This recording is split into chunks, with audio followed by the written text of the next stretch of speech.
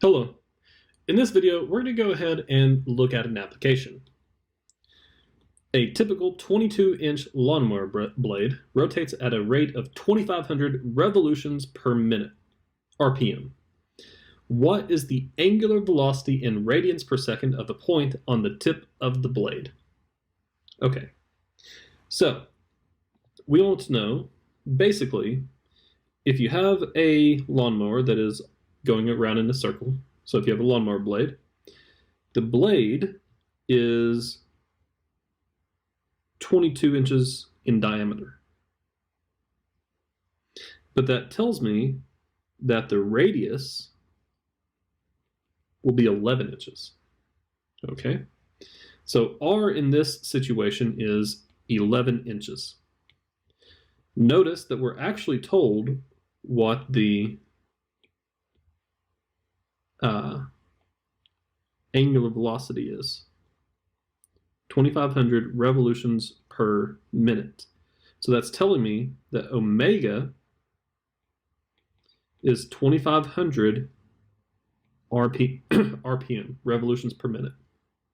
And what we want to figure out is it wants us to figure out the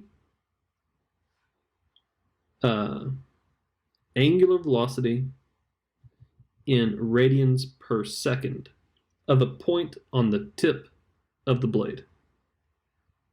Okay, now we have to be a little bit careful here though. What's the question asking us for? It's asking us for the angular velocity. You have to be very careful about what the question is asking us, because what we want to know is, what is omega? We actually already know omega. Omega does not depend on the radius. All this information over here means nothing to us whatsoever. The only thing we care about is omega equals 2,500 RPM. In other words, this question is hidden, telling you if you have 2,500 revolutions per minute, what is it in radians per second? It's a unit conversion thing. That's all it really is.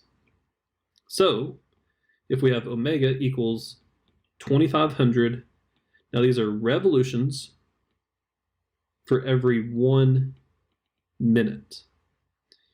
And we want to convert this into radians per second. But notice that if it's revolutions per minute, the revolutions need to become radians and the minutes need to become seconds. So two things need to change here. What that means is that we're going to need 2 unit conversions here. We can only do one at a time.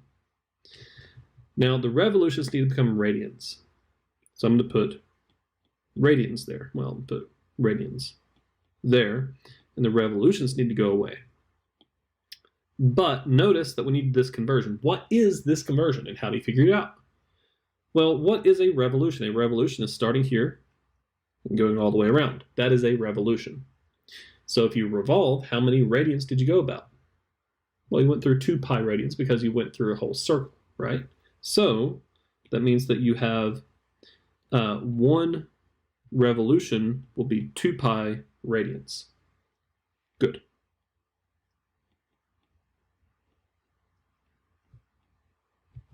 Awesome.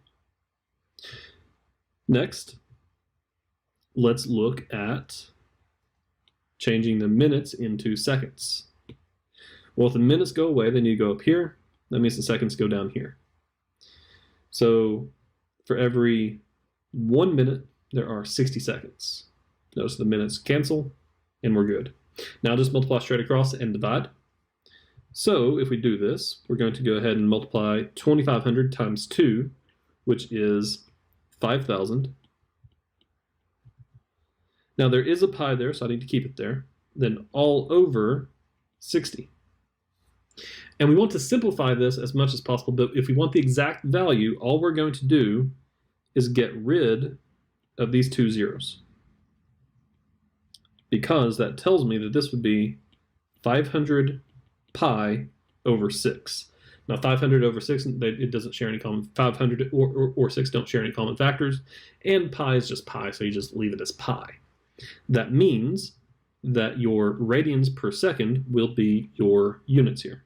So omega equals 500 pi over 6 radians per second. Oops. Sure. I guess I'll do it this way. Outstanding in my field. Okay. Because it's snowing outside right now and we should build a snowman. Anyway, let's go ahead and end it here, and I will see you in the next one. Have fun.